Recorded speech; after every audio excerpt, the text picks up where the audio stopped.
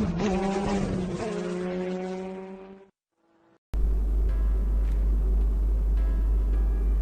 Everyone, welcome to 360 ride YouTube channel. आज हम बात करेंगे कि आप अपने हेलमेट को कितना जानते हैं। आज हम बात करेंगे, आपने सुना होगा जैसे मार्केट में कि ये हेलमेट अच्छे हैं, वो हेलमेट अच्छे हैं, 1000 रुपये के अंदर ये हेलमेट अच्छा है, इसमें हमें ये मटेरियल मिल रहा है, वो मटेरियल मिल रहा है। बट उन मटेरियल्स का मतलब क्या है, सेफ्टी पर्पज़ से कौन सा मटेरियल कितना अच्छा है, आज हम उन सब चीज़ों के बारे में बात करेंगे हेलमेट में।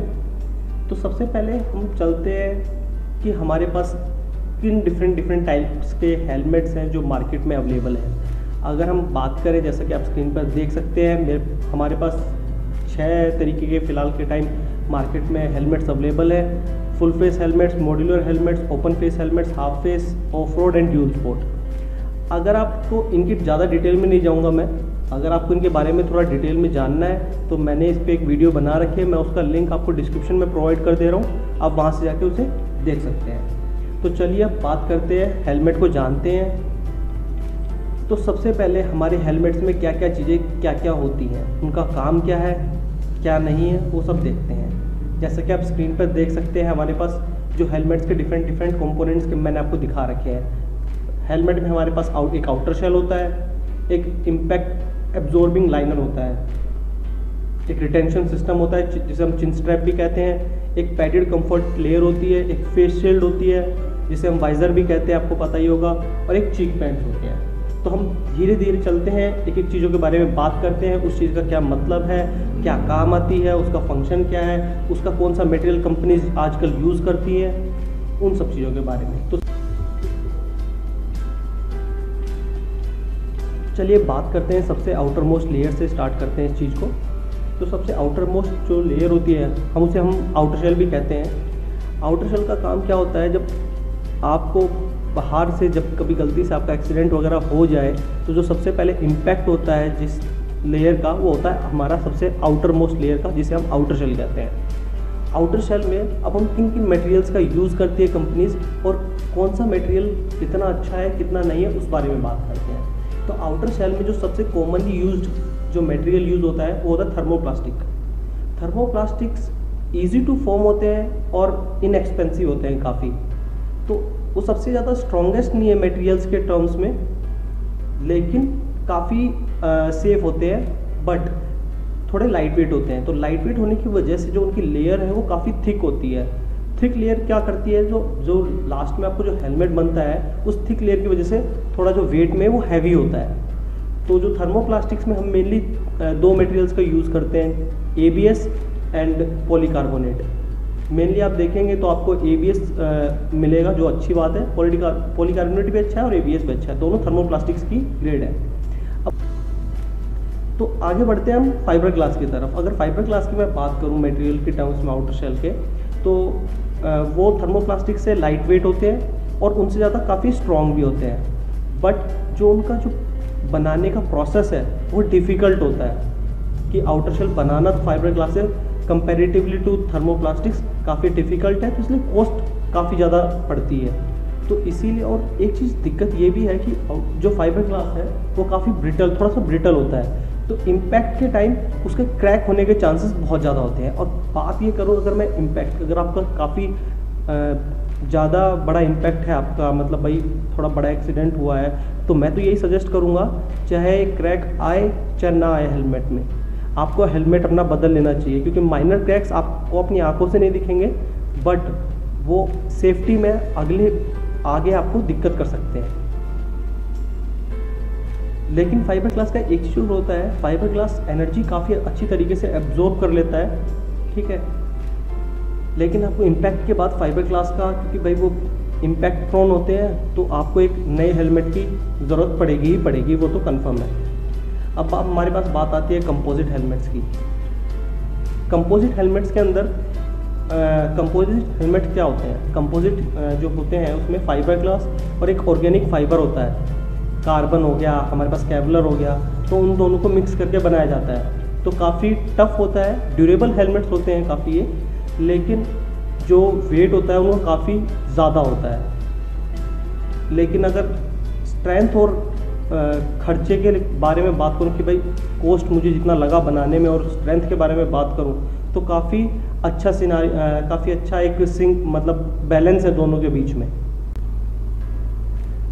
जहाँ बात करते हैं अगर हम कार्बन या केवलर हेलमेट्स की, जो आउटर शेल का जो हमारा, अगर हम कार्बन या केवलर यूज़ कर रहा है कोई भी कंपनी, तो जो मटेरियल की स्ट्रेंथ देखेंगे तो आप बेस्ट देखेंगे, आपको सेफ्टी बेस्ट मिलेगी, आपको वेट भी ठीक ठाक मिलेगा। बट जो दिक्कत है क्योंकि इसको जो बनाने का जो प्रोसेस है वो काफ़ी इंटेंसिव है, तो इसके लिए आपको बहुत ज़्यादा ही हाई प्राइस बियर करना पड़ेगा अगर आप चाहते हैं परचेज़ करना। तो अब हम बढ़ते हैं हमारे आउटर शेल से थोड़ा सा अंदर चलते हैं उसके अंदर वाली लेयर पर। तो जो उसकी इनसाइड जो लेयर होती है आउटर शेल की, उसे हम कहते हैं इम्पैक्ट एब्जॉर्बिंग लाइनर। जैसा कि आप फोटो में भी देख सकते हैं स्क्रीन पर, आपको जो ऊपर ब्लू कलर में दिख रहा है वो हमारे पास आउटर शेल है, जो ग्रे कलर में यहाँ पे मैं जो दिख रहा है आपको उसे हम इम्पैक्ट एब्जॉर्बिंग लाइनर कहते हैं। इम्पैक्ट एब्जॉर्बिंग लाइनर का काम क्या होता है, सबसे पहले हम बात कर लेते हैं उस चीज़ के बारे में। इम्पैक्ट एब्जॉर्बिंग लाइनर का काम होता है कि शॉक एब्जॉर्प्शन का। जब भी इम्पैक्ट के टाइम आउटर शेल क्या करता है कि भाई बाहर से आपको कोई चीज़ पेनिट्रेशन ना हो, कोई भी आउटसाइड चीज़ का, भाई कंकर पत्थर वगैरह है अंदर घुस ना जाए या फिर फट ना जाए, तो वो उसका काम है। लेकिन उसका काम, अब इम्पैक्ट एब्जॉर्प्शन लाइनर का काम क्या होता है, उस लाइनर का काम ये होता है कि जो एनर्जी है उस इम्पैक्ट से आपको एक जगह चोट ना पहुंच के जो वो पूरी एनर्जी को चारों तरफ ट्रांसफ़र कर देता है, जिससे आपको जो हेड है वो सेफ रहता है। अगर हम यहाँ पे इम्पैक्ट एब्जॉर्बिंग लाइनर के मटेरियल के बारे में बात करें तो आपको लगभग सभी हेलमेट्स में EPS देखने को मिलेगा आज के टाइम पर। लेकिन आप यहाँ पे देख रहे हो कोरोइड नाम का एक अलग से एक मटेरियल और है। तो जो कोरोइड है वो EPS से ज़्यादा सेफ मटेरियल है। अभी ये रिसर्च प्रोसेस में है, अभी ये स्टार्टिंग फेज़ में है, तो आपको ये हेलमेट में देखने को नहीं मिलेगा, आपको EPS ही मिलेगा। बट जो जितना मैंने इसके बारे में पढ़ा है कोरोइड के बारे में, कोरोइड EPS के कंपैरेटिवली 30% ज़्यादा सेफर माना जा रहा है। तो अभी उसकी जब तक रिसर्च नहीं चल रही है, थोड़ा कॉस्ट थोड़ा ज़्यादा है। उसमें क्या करते हैं कोरोइड में एक बात चल रही है कि ट्यूब्स की तरह एक बनाने की इनर शेल को, तो जिससे इम्पैक्ट जो होगा वो सिर्फ ट्यूब्स पे हो पड़ेगा और आपका हेड और ज़्यादा सेफ रह सकेगा। तो अब हम बढ़ते हैं हमारे अगली चीज़ की तरफ, जिसे हेलमेट में अगर हम लाइनर से अंदर चलेंगे थोड़ा सा, तो हमारे पास हमें एक पैडेड कंफर्ट लेयर देखने को मिलेगी। जो पैडेड कंफर्ट लेयर होती है उसका काम क्या होता है, आपको कंफर्ट प्रोवाइड करना। तो जिससे कि जब आप हेड में आपने देखा होगा फोम की तरह आपको लगा रहता है, तो इससे फ़ायदा क्या होता है, कंफर्ट लेयर का बस इतना ही काम है कि आपको वह पसीने से बचाए, आपका थोड़ा सा अंदर जब आप हेड हो राइडिंग के टाइम आपको अच्छा महसूस हो, कंफर्टेबल महसूस हो। तो इसके अंदर हम सेल्फ फोम का यूज़ करते हैं। तो उसकी अलग अलग वैरायटीज़ हैं, हम उसके बारे में ज़्यादा बात नहीं करेंगे, ज़्यादा टेक्निकल में नहीं जाएंगे। तो मेनली आप ये लगा लीजिए कि बस फोम का यूज़ करते हैं और उससे हमारे सिर्फ कंफर्ट का काम करती है वो। ऐसे ही चीक पैड्स होते हैं, जो चीक पैड्स होते हैं वो आपका क्या करते हैं, जैसे अगर आपने देखा होगा कई हेलमेट्स काफ़ी ज़्यादा हिलते हैं आपके, आप वियर कर लेते हैं उनको और राइडिंग के टाइम काफ़ी हिलते हैं। तो ये चीक पैड्स क्या काम करते हैं, आपको आपके फेस के हिसाब से आपके हेलमेट को एडजस्ट करते हैं और ये एक्स्ट्रा कंफर्ट प्रोवाइड करते हैं हेलमेट के अंदर। तो अब हम आगे बढ़ते हैं और अपने अगले कंपोनेंट के बारे में बात करते हैं, जो कि आता है फेस शील्ड।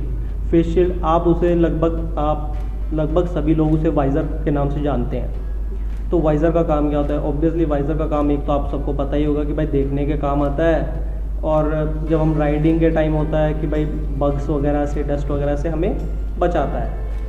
तो वाइज़र में क्या क्या चीज़ इंपॉर्टेंट होती है, एक वाइज़र में एक चीज़ ये देखने वाली होती है कि अगर आप कभी भी देखेंगे एक वाइज़र होता है, उसकी ट्रांसपेरेंसी अच्छी होनी चाहिए, ठीक है। और वाइज़र ऐसा भी नहीं है कि भाई उसकी इम्पैक्ट स्ट्रेंथ कम हो, क्योंकि अगर वाइज़र टूट गया तो आपको फेस को भी दिक्कत हो सकती है, तो हमें उस चीज़ का भी ज़रूर ध्यान देना। तो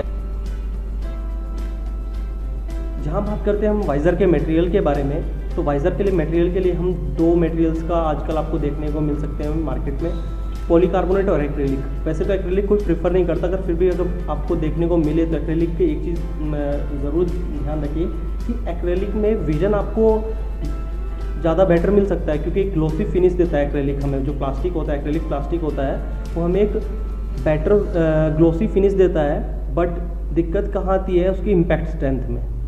इम्पैक्ट स्ट्रेंथ की जहाँ बात आती है वहाँ पॉलीकार्बोनेट एक्रेलिक को मात दे देता है। इसीलिए कंपनीज आज के टाइम मेनली वाइज़र के मटेरियल के लिए पॉलीकार्बोनेट्स का यूज़ करती है। अगर आप एक्रेलिक देखें कहीं पे मटेरियल, तो उस हेलमेट को ना ही लें, मैं तो ये कहूँगा, क्योंकि अगर आपको गलती से इम्पैक्ट के टाइम अगर आपका वाइज़र वगैरह टूट जाता है तो आपके फेस वगैरह को नुकसान हो सकता है।